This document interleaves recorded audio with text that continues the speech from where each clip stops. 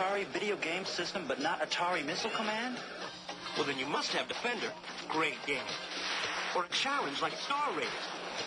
What about Yar's Revenge? You gotta have Berserk, right? And Atari Space Invaders, a classic. You don't? Come on. An Atari system without those games?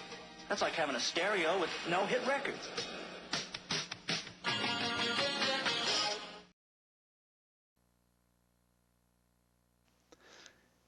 It's the Atari Top 2600, counting down the pixelated hits of yesteryear. Coming in at number 3 on the most confusing use of a band license chart, just behind Moonwalker and Aerosmith's Revolution X, it's Journey Escape for the Atari 2600. Yes, it's a real game. Yes, it's that journey. And yes, your mission is to flee the venue, avoid groupies, and reach your Jefferson Starship before the band misses their next show. Because hey, nothing's gonna stop them now. So grab your backstage pass and your finest pixelated leather jacket. We're kicking off another stop on the Atari Top 2600 countdown. Next up, the basics. Background viewing. Boilerplate. Be sure to check out, insert channel name here, and their coverage for this title. I'll fluff this out later on my own in the description. Journey Escape was released in 1982 for the Atari 2600, developed and published by Data Age, a company whose brief existence included a handful of titles, most notoriously Snake. This game was programmed by Craig Nelson, who, yes, also brought Snake into the world. The man had range. It's a single-player dodge-the-bad-stuff game built on a 4K cartridge using the standard joystick controller and compatibles. No special peripherals required, just a steady thumb and maybe some patience.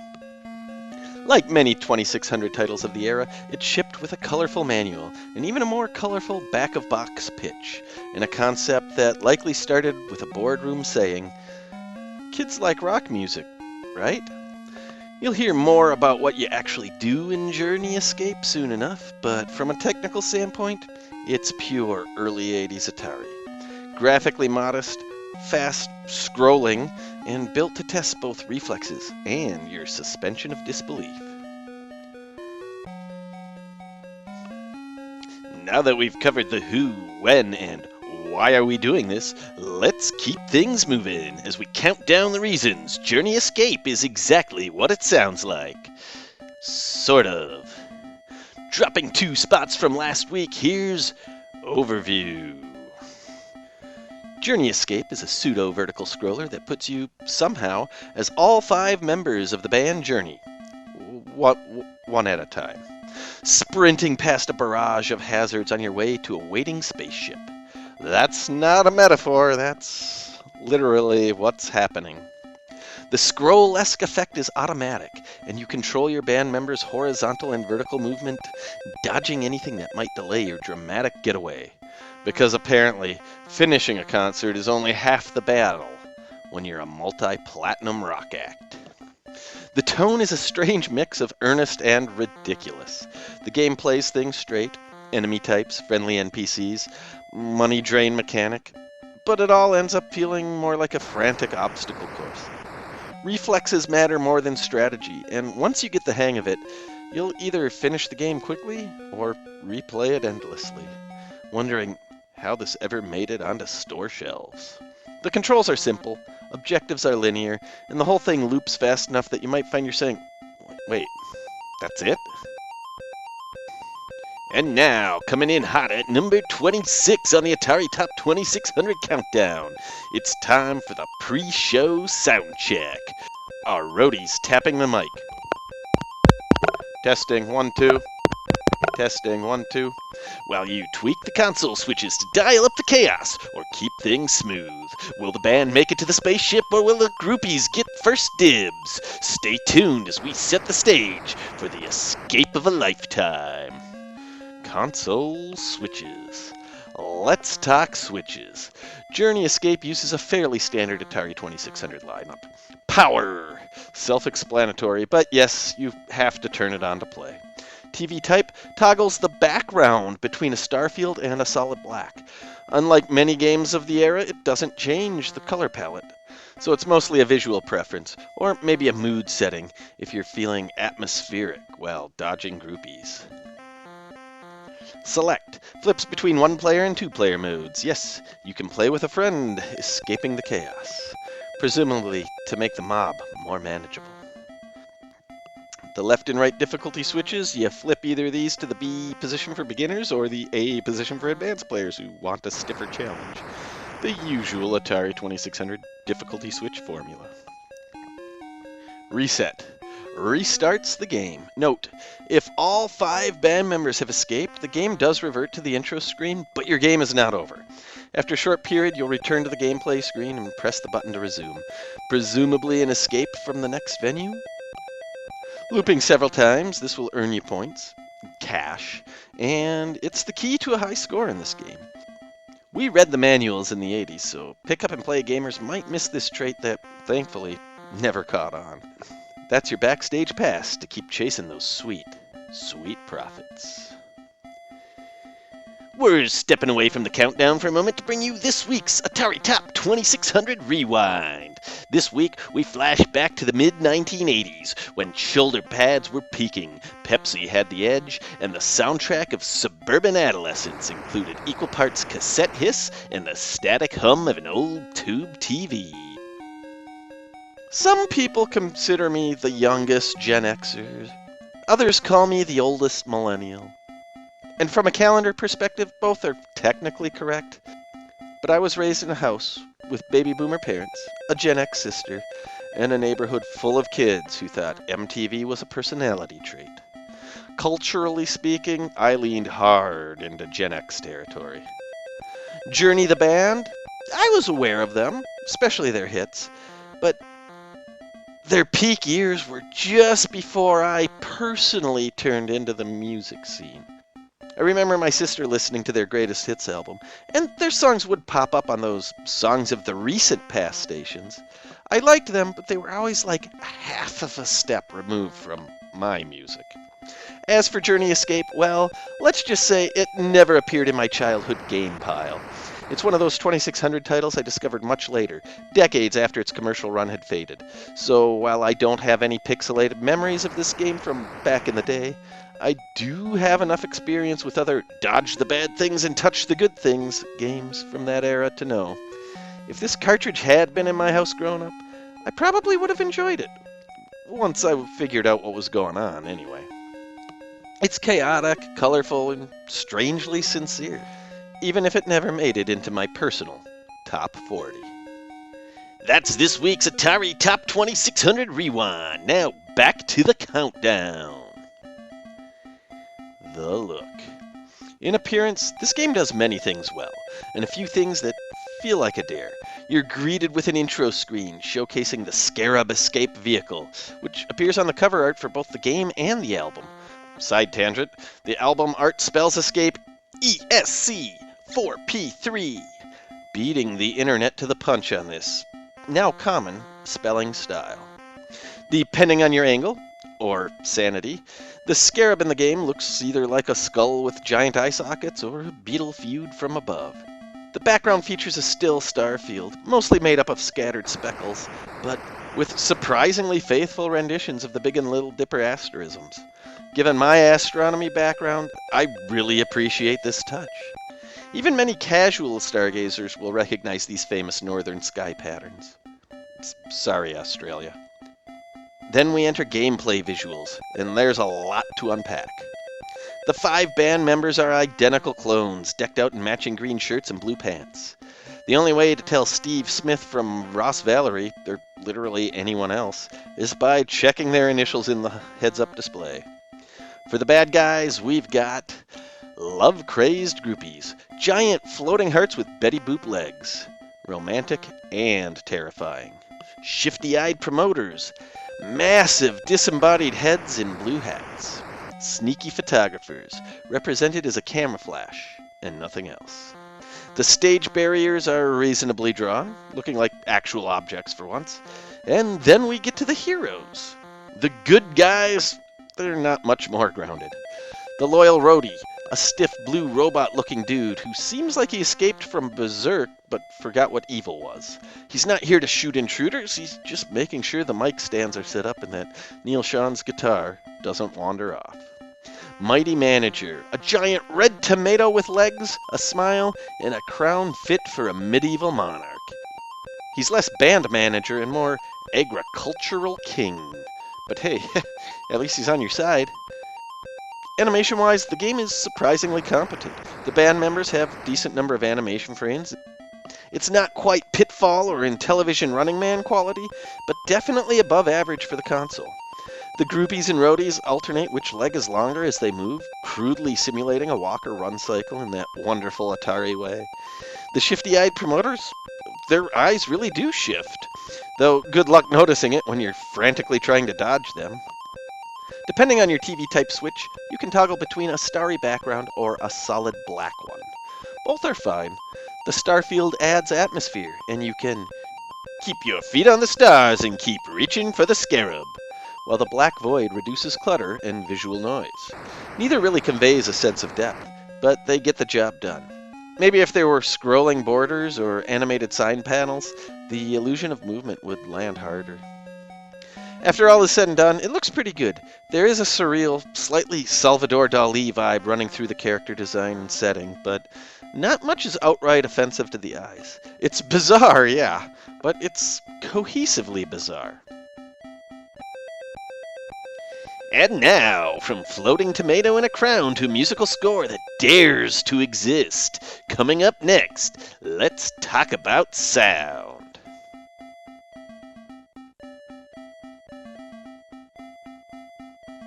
Jeannie, hold on. Mom and Dad said I could play Yars Revenge. Who's getting even with who?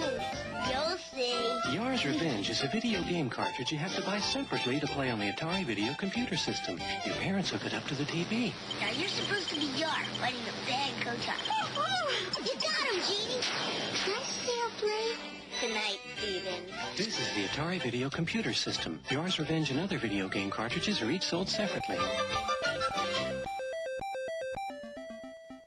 And now, on the Atari Top 2600, rising fast with a bullet, and a synthesizer held together with gum and cosmic vibes, it's time to talk about the sound. This is where the game excels. Kind of, in a way. The opening screen hits you with a surprising and quite faithfully done rendition of Journey's Don't Stop Believin'. Compressed and squeezed through the humble circuitry of the TIA chip, the same one responsible for all the bleeps, bloops, and sonic war crimes of early Atari titles. And for the uninitiated, the TIA, or Television Interface Adapter, was the 2600's built-in sound video chip. It was underpowered even by late 70s standards, and could only produce 2 tones at once. One channel handled sharp notes, the other buzzed, clicked, or made what could best be described as digital flatulence. Yet somehow, programmers squeezed miracles out of it. Some games found workarounds. Activision's Pitfall 2 packed a custom DPC, display processor chip, into the cartridge, giving it extra sound channels, better tones, and even rudimentary harmony. CBS Electronics did similar magic in games like Mountain King, where the music actually sounded like, well, music. But Data Age, as far as I can tell, nope. No extra chips, no backup band, just raw, unfiltered TIA.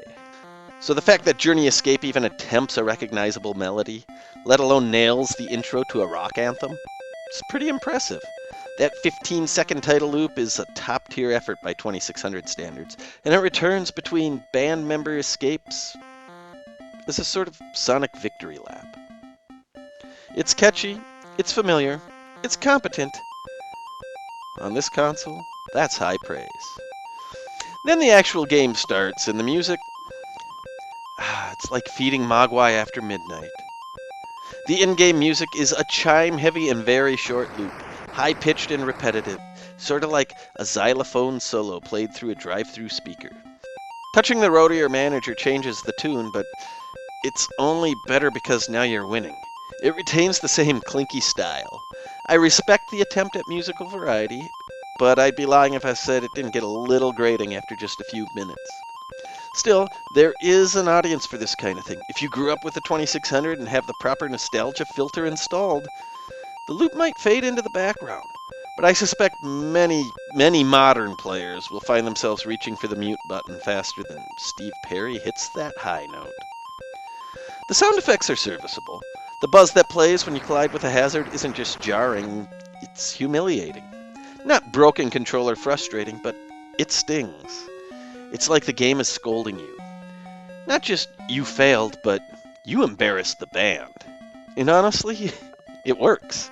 You want to get better, not just to win, but to silence the buzzer of shame. Few games make failure feel quite this audible. Nothing fancy, but it gets the point across. So in the final mix, the title music is genuinely excellent. The gameplay tunes are well-meaning, but they may take a time to develop a tolerance for. And the sound effects do their job. It's not quite a chart topper, but for a game running on pure TIA, that's something worth believing in. Up next, it's not just a game, it's a journey. Straight from the stage lights to the street lights. Here's what it's like to dodge danger and chase destiny. Let's take a look at the gameplay of Journey Escape. Journey Escape plays out like a fairly standard vertical scroller dodge 'em up, as was common in the early 80s. You control one band member at a time as they attempt to flee the venue, navigating through a vertically scrolling gauntlet of hazards and helpers.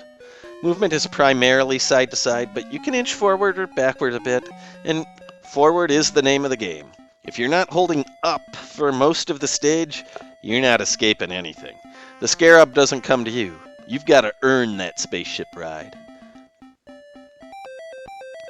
The objective is simple. Avoid the bad stuff, touch the good stuff. The loyal roadie gives you a brief window of invincibility. Just a few seconds, but a crucial break. The mighty manager, however, will bless you with protection for the rest of the stage. That means you can plow forward with wild abandon until the scarab appears. And when it does, you don't want to overshoot it, at least not by very much. If you let it pass you, it ain't coming back, and you're not coming aboard. As far as controls go, this one handles well. Movement is intuitive, responsive, and predictable. Exactly what you want in a game that demands reflexive dodging. And if you've played a dodge the stuff game on the 2600 before, you'll feel right at home. Collision detection is surprisingly good. It's not perfect, but it's certainly better than many of its contemporaries. Hitboxes feel fair, and the deaths rarely feel cheap. You'll get tagged for your mistakes, not the game's. Scoring is... I confess I haven't really researched it very much because I really don't care that much, but I'll give you a visual on the breakdown of how you earn and blow your hard-earned cash.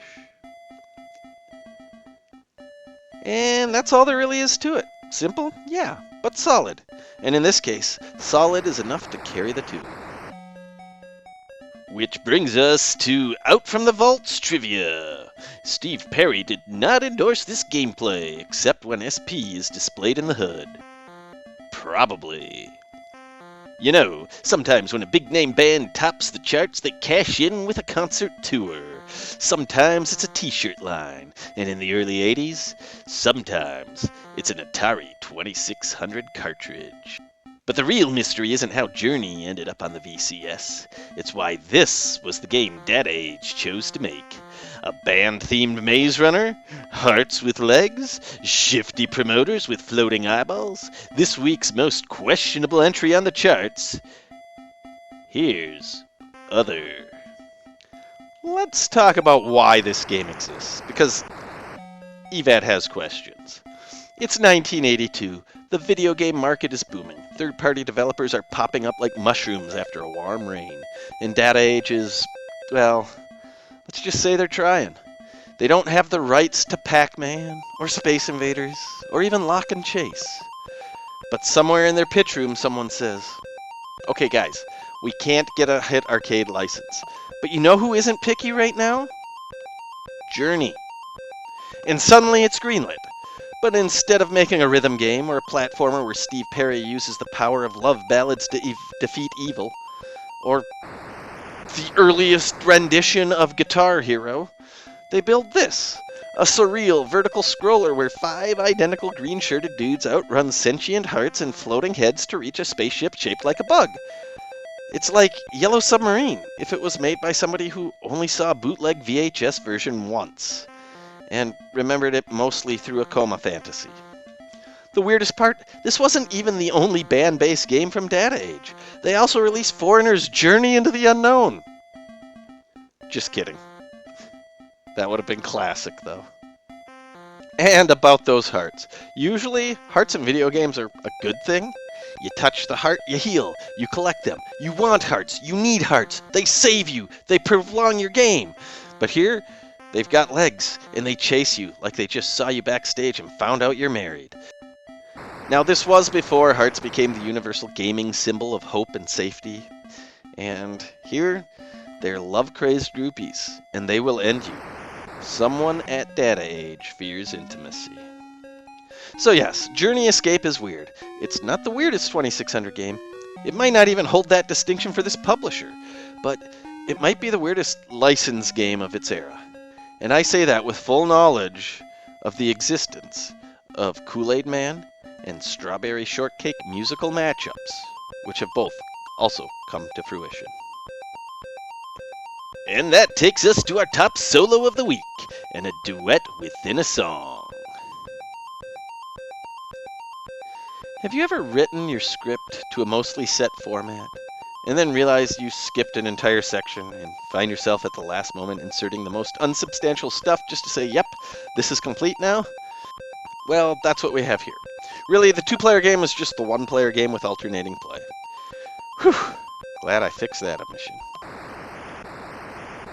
And for this week's long-distance dedication, this next section goes out to Dawn in San Francisco, who wanted to know what happens if you do stop believing. Spoiler, you get mobbed by groupies. And here you have it. Who would like this? Well, aside from the usual suspects, the nostalgia crowd who love the console, the game, the genre, the era, or the band, I'm honestly not sure. It's got some charm and a bit of replay value, but it also gets repetitive pretty quickly. It's the kind of game that's fun to revisit every so often, and like most score-based loopers, offers just enough incentive for high score chasers to squeeze some extra mileage out of it. But for newcomers with no pre-existing connection, I suspect its biggest appeal will be to casual players looking for something lighthearted and weird. Something to squeeze in between the inevitable apocalypse of Missile Command and the dense, overly complicated weirdness of Raiders of the Lost Ark. Assuming their VCS is already plugged in. Legacy. And now, a former rising star that never quite cracked the top 10, or even the top 11. A game tied to one of the biggest arena rock bands of the 80s, yet somehow forgotten faster than a B-side on an imported cassette single. Let's check in on the legacy of Journey Escape. Let's not sugarcoat it. Journey Escape isn't getting an HD makeover. No Anniversary Edition, no NSO re-release, no Escape Remastered featuring Steve Perry voice lines and online leaderboards. There will be no encores. It's not in legal limbo, it's in cultural exile. This isn't just an oddball for the VCS, it's an oddball for the entire industry. A dodge-it game with a Journey license. Or maybe a license to escape?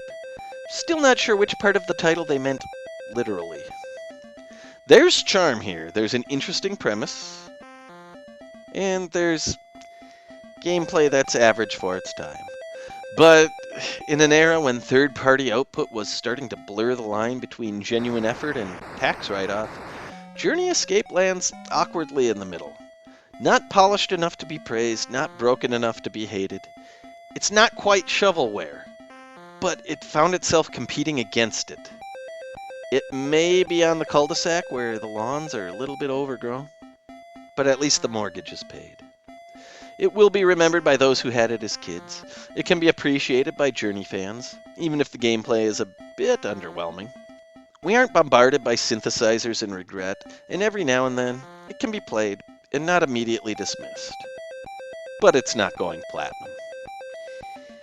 And just like that, another former hit fades into the distance. Not every chart topper stays in the rotation. Some get their moment in the spotlight, take a bow, and ride the scarab off into the star-speckled unknown.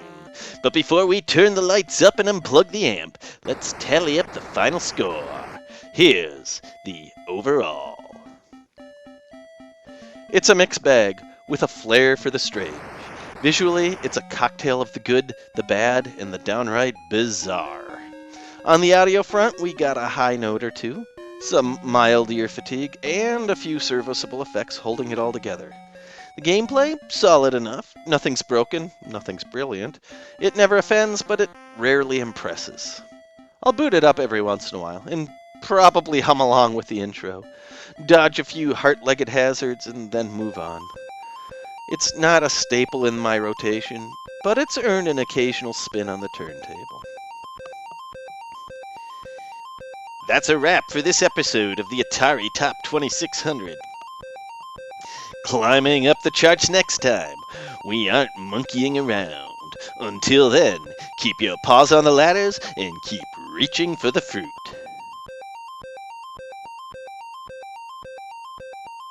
Thanks for watching, and as always, see you next mission.